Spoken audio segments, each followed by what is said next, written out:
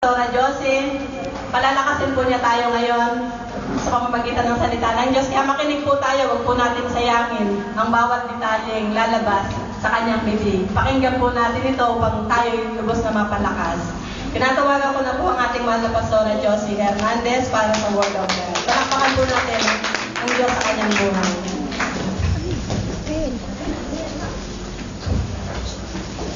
Amen. Magandang umaga po sa inyo lahat. Good morning! Tingin mga kayo ng mga katabi. Good morning!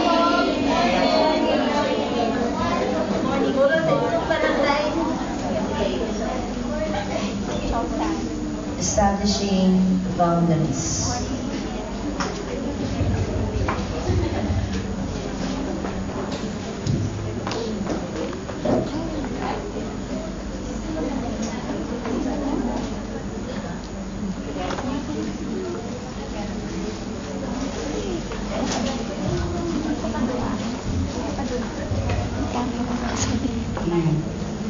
Sino sa inyo ang merong mga gate ang kanilang mga bahay? Amen. Sino sa inyo yung merong lupa na nagpalagay ng muhon sa kanilang mga gilid ng bahay? Alam mo Amen. yung muhon? Opo. Tanda yun eh. Ano tawag sa Tagalog? Hangganan, di ba? Hangganan. Ibig sabihin, kapag yung muhon ay nandun, hindi ba pwedeng ilipat ng kahit sino yun na walang kapangyarihan, di ba? Sino lang naglilipat doon? Yung nagsusukat ng lupa. Yung nagsusukat. Yun, surveyor daw. Magagaling, marami pa yung mga yan. At ngayon, kung nanonood mo na nag-aaway-away patungkol sa mga boundary, namunga ang punong mangga ng maraming bunga, di ba? At ngayon, nag-i-interest ang kapitbahay. Ang ginagawa ng iba, bubunutin ang muhon at iluluwang ang sakot niya para makinabang siya doon, di ba? Yun, syempre yun ay illegal, pero ano nyo ba doon mo makikita ang kahalagahan ng boundaries? O boundary, hangganan, o hanggahan. Bakit? Malalaman mo kung hanggang saan ka lang dapat pumunta, hanggang saan ka lang dapat magtanim, kung huhukay ka ng inidoro doon o ano tawag nito? Poso Negro. Poso Negro. Hindi ka pwedeng lumagpas sa boundary mo. Amen po ba? Amen. At kung mamimitas ka rin, hindi rin pwedeng lalagpas sa boundary. Kahit maraming bunga yung kapitbahay, yung sa'yo walang bunga. So, dito natin makikita yung kahalagahan ng boundary. At ito pa, kung kayo ay may bakod, at yung kapitbahay ay may alagang kambing, at may tanim kang magagandang halaman doon. Ano yung paborito niyong halaman? Yung puso niyo? Hindi. Ano man yung tanim niyo doon? At kung ang kambing na to ay kinain ng mga tanim mo, hindi mo siya masisisi dahil wala kang bakod. Pwede mo sisihin kahit paano kasi bakit di itinali at hindi pinatay ng may-ari. Pero sa iyong farm, may pagkukulang ka kasi bakit? Wala kang bakod. Amen po ba? Amen. Ngayon, kung may bakod ka, at yung kapitbahay mo, binuhat-buhat ng kanyang kambing, at dinala sa bakuran mo, kaya, sige, manginain ka dyan, kumain, magpakabusog ka. O kaya yung aso niya, di ba? Dinala niya dun sa bakuran mo, nakasara gate mo. Okay, sige, dyan ka mag-toilet, malinis ang kanilang bathroom, o ang kanilang comfort room. Ano sa palagay niyo? So, bakit ba natin sinasabi to? Mahalagang nag-i-establish tayo ng mga boundaries, ng mga hanggahan natin, at saka hindi alam din natin kung hanggang saan lang tayo, hindi tayo lalagpas doon, kasi kapag lumagpas doon, may offense ka. Amen. Tama po ba? Amen. Yung mga trespassing, yung mga nakakasuhan ng mga trespassing. Trespassing. Amen? So, ngayon, titingnan natin bakit ba mahalagang may mga boundaries. Tingnan natin itong mga road signs na ito. Nakakita tayo ng mga road signs na merong one way, hindi ka pwedeng mag-two-way dyan. Ngayon, pag pumasok ka dyan, mahuli ka, di ba? Kung salungat ang linya mo. Kung nakakita ka naman ng triangle na yun, may nakalagay na gano'n. Danger. Di ba? High voltage. Huwag masasagot eh. Kaya warning, do not drive or walk across runway. Bakit? Highway, maraming dumadaang malalaking truck, di ba? Sino dyan na nahuli ng jaywalking dito? Tawid ng tawid sa mga hindi dapat tawiran. Mag-iingat tayo, tapos magreklamo tayo. Bakit yung iba tumatawid, hindi hinuli? Hindi sila nakita, pero ikaw tumawid, nakita ka eh. Amen? Stop! Minsan may mga kamay pa, di ba? Restricted area. Minsan meron isang kumpanya, naka-receive sila ng package. Isang kahon. At ang nakalagay doon, danger! Exclamation point. Do not touch. Ngayon, kinabahan ng buong kumpanya, opisina, at nagpatawag ng foreman para buksan itong kahon na ito, baka may bomba at meron siyang gloves. Alam mo yun? At siyempre, kailangan ilayo itong kahon na ito sa buong building kasi baka sumabog. At kailangan yung mga tauhan, wala doon. Yun lang expert doon ang magbubukas ng kahon. Ngayon, dahan-dahan binuksan. At nang makita-kita nila, nakapaloob dun sa kahon na yun, ay mga 25 na warning signs, yung mga karatula na ang nakalagay, danger, do not touch. Puro danger. 25 pieces na signs na ang nakalagay, danger, do not touch. Yung pala, yung nakalagay dun sa kahon, yun yung laman nun eh. Minsan natatakot tayo pagka nakakita tayo ng gano'n, pero ano yung sabihin? Matuto tayo na huwag lumagpas sa mga hangganan natin. Amen? Useful to sa mga relationships, sa mga mag-asawa, sa mga magkakaibigan, kahit sa church, relationship between pastor and members, relationship between husband and wives. Bakit? Kasi, kapag hindi ka naglagay ng boundary sa kapwa mo, hinahayaan mo lang silang makapasok sa'yo, alam mo yun? Huwag kang magagalit isang araw kung sinasapok-sapok ka na nila o binabastos-bastos ka na kasi hindi ka naglagay ng boundary. Amen po ba? Amen. Nagigets niyo po ba? For example, sa magkakaibigan, may mga taong ayaw pinakikialaman yung kanyang personal na buhay. Huwag kang magagalit sa kapwa mo kung siya ay ayaw niyang magbukas sa'yo ng mga malalalim na bagay samantalang ikaw ay nagbubukas. Bakit? Siya yun eh.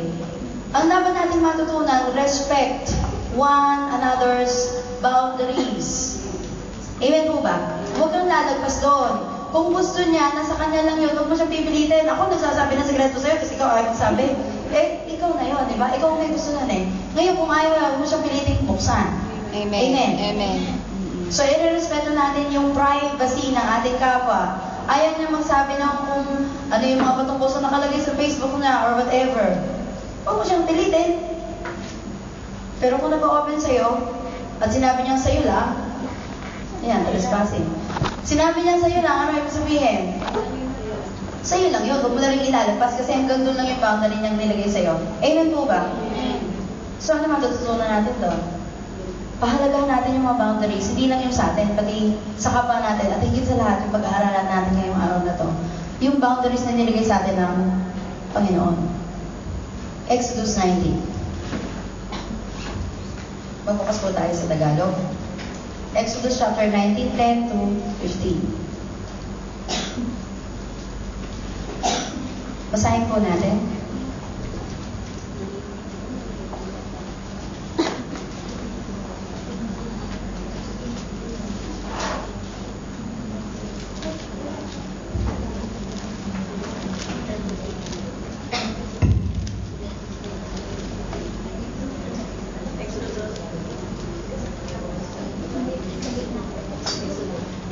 Exodus chapter 19. Exodus chapter 19, verse 10 to 15.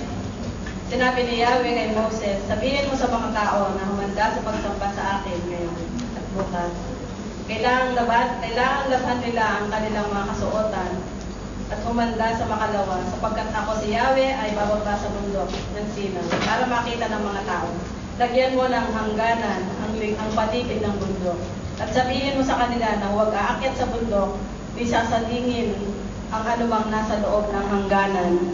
Sino mang gumawa nito ay papatayin sa pamamagitan ng bato o pana, maging tao o hayop, at sino mang patayin sa ganitong dahilan ay huwag ding sasalingin. Kapag narinig na ninyo ang mahabang tunog ng tambuli, saka pa lamang kayo makaakyat sa bundok. Mula sa bundok bumaba si Moses at pinahanda ang mga tao upang sumamba at nilinis nila ang kanilang mga kasuotan.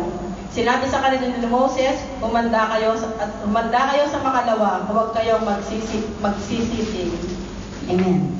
So, binilin dito, bago nangyari ito,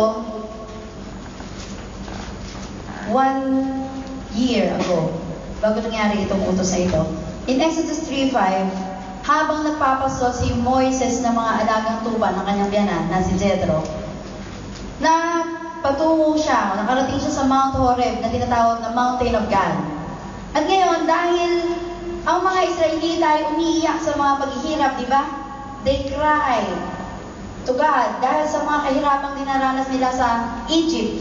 Inaalipin sila doon, pinagtatrabaho ng higit sa kanilang makakaya. Umiyak sila sa Panginoon at narinig ni Lord. At nung time na yun, naghahanda na siya. Namimili na siya, inihahanda na siya kung sino ang pipiliin niyang maging leader ng Israel para palayain sila sa pagkakabihag saan? Sa Egypt. At nung time na yun, si Moises, inalagaan po siya ng anak na babae ng Paraon, hindi ba? Itinuring na anak na babae ng Paraon. Bakit? Napulot sa ilog, alagay sa basket. Di ba? Pinalaki. Pero dahil isang araw, nagalit siya doon sa nag-aaway na Egyptio at Israelita, pinatay niya ang Egyptio, nagalit yung Paraon, ipapahuli siya. Natakot siya, tumakas. At doon nga niya nakilala yung kanyang napangasawa. Di ba? At habang siya nandun, inaalagaan na ngayon itong mga tupa ng kanyang biyanan. Nakarating siya sa Mountain of God, sa Mount Horeb. At nagpakita si Lord sa kanya, kasi nung time na yun, tatawagin na siya ng Panginoon eh.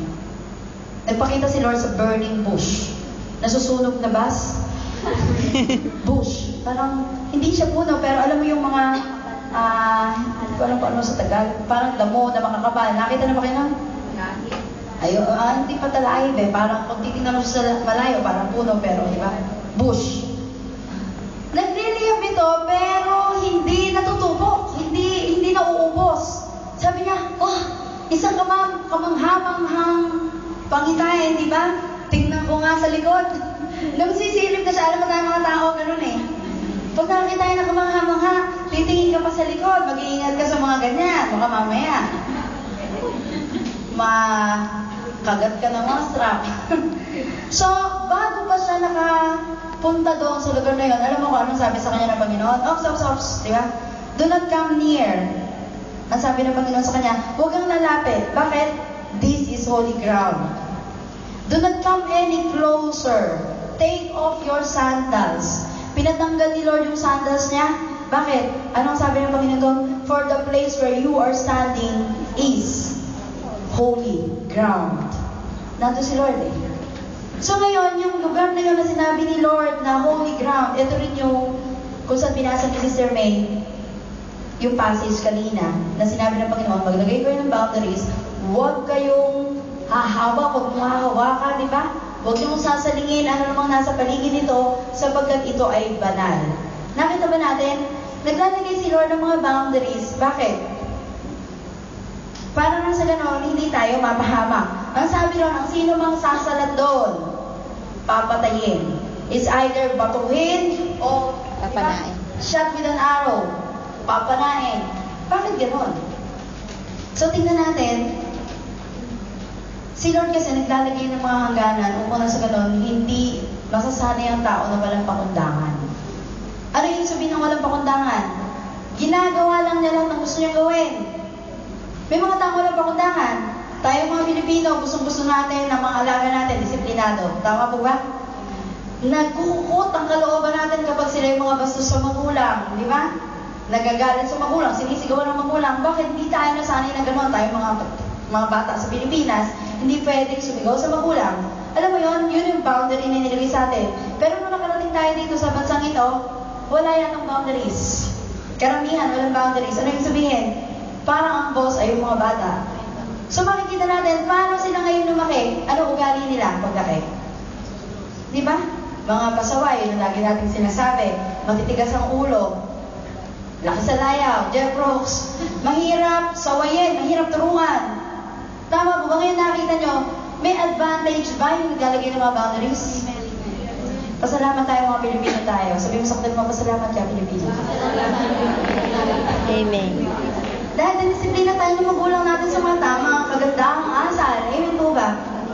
Pero hindi naman natin dapat maliitin yung mga ibang lahi dahil ganun sila.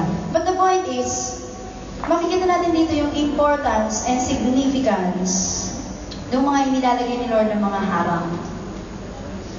Do not touch. So kumbaga kung sasabihin niya kay Moises, danger, do not touch. This is holy ground.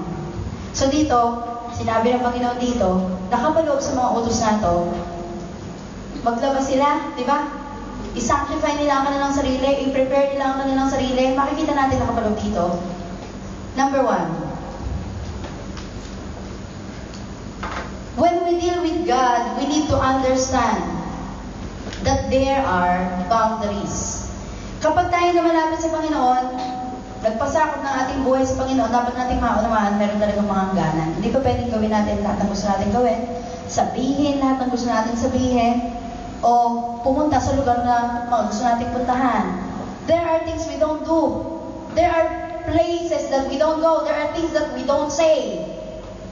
Iniisip ng iba, kung tama naman yung sinasabi ko, bakit ko ba hindi sasabihin? Pero diba, bilang mga nasa Panginoon na natututo na tayong magpigil ng ating dila kung alam natin hindi ito makakabuti. Amen po ba? Makakasakit sa kapwa mo, hindi mo na sasabihin. Kung dating pintasera ka, ngayon binibigil mo na dila mo. Kung dating chismosa tayo, ngayon alam natin magiging dahilan lang ito ng pag-aaway ng dalawang magkaibigan, o ng magkumare, o ng magkapatid, ano gagawin natin? Hindi ba't pipigilin na lang natin ang ating dila? Now that we are in the Lord, yung mga boundaries na ito sa lahat ng ating pinupuntahan, lahat ng ating ginagawa, lahat ng ating sinasabi, dapat na maging aware na tayo dito. Hindi natin sasabihin lahat ng gusto nating sabihin. Sasabihin natin, hindi po ba masama yun? Hindi tayo honest? Dapat lang tayo maging honest, pero wala tayong lisensya para lumagpas doon sa mga hangganan naman na itilagay ng iba. Amen po ba? At alamin natin kung yung ating ginagawa ay magiging dahilan ba na ikagugulo ng marami. Sinasabi sa Proverbs na yung pag-ibig ang love covers multitudes of sin. Ano yung sabihin? Yung pag-ibig ang nagbubunsod para yung isang tao ay hindi na natin pa ipangalandakan o ipahamak. Tama po ba? So now that we are in the Lord, yung pag-ibig na nanggagaling sa Kanya, na nilagay sa ating puso, ang nagiging dahilan para matuto na tayo mag-cover. Ano yung ibig sabihin ng cover? Hindi ko sinasabing i-tolerate mo. Iba ang tolerating sa covering. Kasama ko po ba kayo? Amen. Iba ang tolerating sa covering. Ang tolerating, nakikita mo masama ginagawa, nakikita mo hindi tama ang ginagawa, hinahayaan mo lang kasi ang iniisip natin, kino-cover natin siya. Iba yon. Yung covering, nakita mo masama ginagawa, mali ang pinupuntahan, tinuturuan mo siya, personal, inaharangan mo siya sa pagpunta sa masama, pero hindi mo siya pinapangalandakan sa iba kasi ang hirap magbagong buhay kung maraming tao na titingin sa iyo na para kang napakasama. Amen po ba? Yun yung tinuturo natin sa church na ito. Darating dito, ay pero sa diba? Bubulong-bulungan, hindi na tuloy makapasok ang tao, hindi na makabalik. Amen po ba? So matuto tayong i-cover ang bawat isa. Sabihin mo nga sa kapatid mo, i-cover mo ko. Cover mo ko lagi. Mahalaga may covering. Cover mo. So, namimili tayo sa buhay na ito. Your way or God's way. Lagi natin tatandaan, your way always leads saan? Sa distraction. Bakit? Kasi alam mo gusto ng tao, di ba? Plano tayo ng plano, hindi naman natin alam kung ano talaga ang plano ng Panginoon. So, napakalaga na yung way ng Panginoon ang dapat natin sinusunod. So, tingnan natin, mamaya babalikan natin yung binasa sa Exodus. Tingnan muna natin yung sinasabi sa Ephesians 4, chapter 4, 17 to 20. Basahin natin ito sa Tagalog. Merong paraan ng mundo, may paraan ng Diyos, may paraan ng Panginoon sa atin. So, there are two ways of living. Number one is God's way.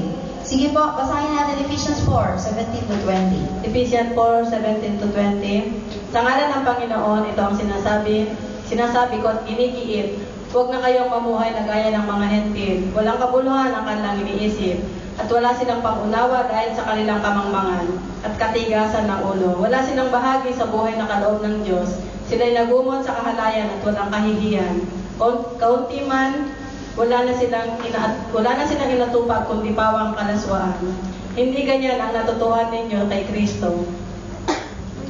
Narinig po ba natin? Ano ang mga natutuhan natin kay Kristo?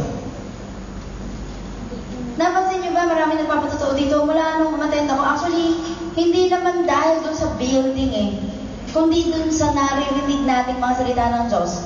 Kung wala tayong narinig, malalaman ba nating mali tayo? Ako, nung una akong nakarinig, I think 16 years old ako. Doon ko lang natutunan na kulang pala ang kabaitan ko para makapasok ako sa langit. Akala ko mabait ako. Pero kahit pala mabait ka, kung wala ng Panginoon sa buhay mo, hindi ka maliligtas. Kasi gawa mo yun sarili mong gawa. Pero dito, iba pa yung binanggit dito, mga gawain ng mundo. Ano sinasabi dito? Hindi na daw tayo dapat na lumakad, saan? Doon sa nilalakaran ng maraming tao. Sinasabi sa Matthew, kung sabi ng Panginoong Hesus, malawak ang daan patungo sa kapahamakan at maraming pumupunta doon. Makitid ang daan. Patungo saan? Sa buhay. Kakaunti lang nakakadagpo doon. Madali na sa kasama hindi ba? Yung marami sinasabi madali yun. Pero once that you are in the Lord, mahirap nang lumakad doon. Bakit? Habang lumalakad ka doon, meron nang nagkukonsensya sa'yo Nagigrieve ka na. Bakit? Because the Holy Spirit is in you. Ang isang taong tumanggap sa Panginoon, hindi na nasisiyahan na lagi namumuhay sa masama. Ano na nararamdaman mo? Siguro for the meantime, masaya ka, pero mamaya pag uwi mo ng bahay at nanalangin ka na at nag-iisip ka patungkol sa relationship mo kay Lord, di ka makatulog, guilty ka, di ba? Hingi na naman ng tawad, then kinabukasan, gawa na naman ng kasalanan, gabi, di ka na naman makatulog, hingi na naman ng tawad, vicious cycle, di ba? Ng corruption. Mahirap. Tatanda ka na maaga. Tumay katabi mo. Yeah. So we need to live God's way. Wala daw bahagi sa kaharian ng Diyos ang alin? Yung mga gumagawa nito. Narinig niyo ba kanina sa binasa? Amen. Walang bahagi sa kaharian ng Diyos. Ibig sabihin ito pa lang mga gumagawa na ito, hindi makakapasok sa langit. Bakit sinasabi ng marami na basta you accept the Lord in your heart, then you will be saved. Mga kapatid ko, i-work out. I-work out. Walang maruming bagay na papasok sa langit. Amen? Paano po yun, Barome ko? Nilinis ka na ng dugo ni Kristo. Amen? Kung tinanggap mo ang Panginoon sa buhay mo, yung mga karumihin natin, kinuha na niya. Pinalitan niya ng kanyang righteousness, ng kanyang glory, ng kanyang holiness. So we need to live God's way. Ano yung way ng mundo? Yan nga, the world's way. Mga kapatid ko, kung iniisip natin minsan na, tao lang ako, marupok, madaling lumimot, yun ang lagi sinasabi ng tao. Masarap ang bawal. Pero, huwag mong kakalimutan, eto ka. Eto, pagkakatao sa'yo ni Lord. 1 Peter 2:9, basahin nga po natin sa Tagalog. 1 Peter 2:9, datapot kayo ay isang lahing hinirang, mga saserdote ng hari, isang bansang nakatalaga sa Diyos. Pinili kayo ng Diyos upang maging Kanya at maghayag ng mga kahangahangang gawa niya. Siya rin ang tumawag sa inyo mula sa kadiliman tungo sa Kanyang kagilagilalas na kaliwanagan. Amen. Napakaganda po ng verse na yan. Buhitan niyo sa inyong mga Bible. Eto ka. Kung minsan iniisip mong okay lang na nandun tayo sa binasa kanina sa Ephesians 4. Kung iniisip natin okay lang na ganun tayo, malalaman mo yun hindi okay. Bakit? Eto kayo pinili ka. Sabi mo nga sa katabi mo, pinili ka ng Diyos. You are a chosen generation. Lahi ng mga saserdote. Ano yung sabihin na lahi ng mga saserdote? Noong unang panahon po, nung nagpatayo si Lord ng tabernacle, di ba? Doon sila sumasamba. Hindi ba pwedeng maglingkod kay Lord ang merong mga kapintasan, may mga tama? Alam mo yung sabihin ng tama? Hindi pa pwede ang dwarf. Hindi pa pwede yung sobra daliri. Hindi pa pwede pingas. Hindi pa pwede ang... Ano yun? Yun nga, marami ko, hindi pa pwede may tulo. Hindi pa pwede ang... Ano yung sabihin? Hindi pa pwedeng maglingkod sa Naiintindihan niyo po ba? Amen. Noong unang panahon yun, kasi law. Pero bakit ngayon, hinahayaan ni Lord tayo na makapaglingkod sa Kanya? Amen? Siguro, physically, wala tayong tama, pero yung loob natin meron eh. Dahil hindi tayo perfecto. Amen po ba? Hindi tayo perfecto, pero bakit tayo tinawag na chosen generation, royal priesthood? Ngayon, nakapaglilingkod tayo kay Lord, tumutugtog, umaawit, sumasayaw. Noong unang panahon, bawal maglingkod o bawal humarap sa Panginoon na may mga tama. Tinanggal na ni Lord lahat ng tama mo. Amen. O lahat ng kamalian mo, baka hindi maintindihan ng ibang nakikinig. Tinanggal na ni Lord lahat ng mga kapintasan natin at kamalian natin. Ang kapinalit niya ay alin? Yung kanyang holiness. Now we are made righteous with God because of the blood of Jesus Christ. So, hindi man tayo perfecto sa ating mga sarili, pero tinawag tayong lahi ng mga saserdote dahil sa dugo ni Kristo. Amen? So, maniwala na sa'yo, ikaw ay pinili ka ng Diyos, ikaw ay lahi ng saserdote, at ano pa? Banal. A holy nation. Sabi mo nga sa akin mo, ikaw ay banal. Ikaw ay banal. Hindi ako makapaniwala. Pinabaging banal tayo ng dugo ni Kristo. Huwag na natin lituhin ang sarili natin. Maraming mga pagkakataon, ayaw natin kumatin dito. Nagkasala ka kahapon, o kagabi, o kaninang madaling araw lang sa watsay. Hindi ka maka-attend ngayon. Sinasabi ko bang okay lang ang namumuhay ng ganon? Of course not. Dahil binasa natin kanina, wala silang pong sa kanila ng Diyos. Pero ang ibig ko sabihin, kung willing ka pa sa sarili mong bumalik sa Panginoon at di manatili doon, di bumalik ka? Why? Tinawag tayong banal. Dahil, once again, sinasabi ko hindi dahil sa ating mga gawa, kundi dahil sa biyaya ng Diyos. By the grace of God. So, ano ba sabi rito? Special people. Special ka sa harapan ng Diyos. Ngayon, kung sasabihin natin, taga-mundo ako, at hindi ako karapat dapat dito, baliin mo na yung mga nasa kaisipan natin. Pinili ka ng Diyos, chosen generation. Ika'y lahi ng sacerdote. You're a royal priesthood. At ano pa sabi dito? Holy nation. Special. Amen? Sabihin nga ulit natin, pinili ako ng Diyos. Pinili ako ng Diyos. Ako'y lahi ng sacerdote. Ako'y lahi ng sacerdote. Ako'y banal. Ako'y banal. Huwag mong isipin na joke-joke lang tayo dito. Kapag sinabi ng Biblia, paniwalaan mo. Amen. Minsan hindi ka panipaniwala kasi tinitingnan mo ang sarili mo eh. Huwag ka sa sarili mo tumingin. Tumingin ka sa ginawa ng Panginoong Jesus doon sa cross. Amen? Binayaran tayo ng napakamahal. Very costly ang pinagbayad sa'yo. Dugo ni Kristo. Hindi pa pwedeng palitan ng kahit sinong dugo. Kaya nga ginawa niya once and for all. Bakit? Wala nang ibang pwedeng kumuha nito dahil siya lang ang meron ng dugo na kailangan na ipagbayad sa atin. Ano yung dugo niya? Siya lang ang nabuhay sa mundo na hindi nagkasala. Amen? So, dalawa lang pamimilian natin. God's way o world's way. Dalawa lang pamimilian sa mundo. Sa Panginoon ka ba o sa Diablo? Diba? Kung hindi mo ginagawa ang kalooban ng Panginoon, di kanino yung ginagawa mong kalooban? Eh akin po. Eh ngayon, kung kalooban mo yan at hindi kalooban ng Diyos, kaninong kalooban yan ngayon?